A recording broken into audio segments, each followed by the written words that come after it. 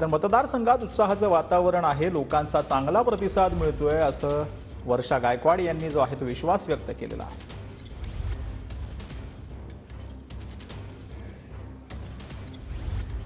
ताई गायकवाड आपल्या सोबत आहे, आपण त्यांची थेट बातचीत करणार आहोत। ताई, कशा पद्धतीने प्रचार सुरू आहे सध्या तुमचा?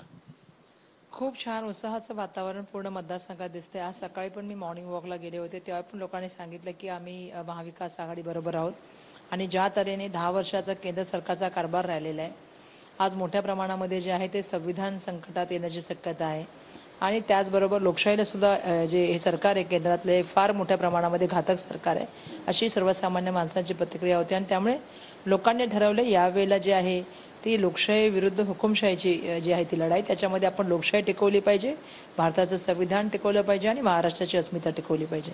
त्यामुळे मला पूर्ण विश्वास आहे की या रणधुमाळीमध्ये लोकांचा खूप मला प्रतिसाद चांगला आहे आणि ज्या तऱ्हेने लोक स्वतःहून भेटतायत आणि सांगतात की आम्ही महाविकास आघाडीला मतदान करणार, त्यामुळे माझा उत्साह सुद्धा वाढत आहे। पण नसीमबाई कुठेही दिसले नाही, त्यांची नाराजी दूर करण्यात आली अशी पण माहिती होती, त्यामुळे प्रचारात सक्रिय होतील ते सुद्धा? नक्की होते, मला वाटतं काल ते पुण्याच्या प्रचाराला सुद्धा उपस्थित होते, त्यामुळे नक्की ते प्रचारामध्ये भविष्यामध्ये सम्मिलित होतील असं मला वाटतं। कॅमेरा पर्सन अमित शिगवणचा गिरीश गायकवाड, TV9 मराठी, मुंबई।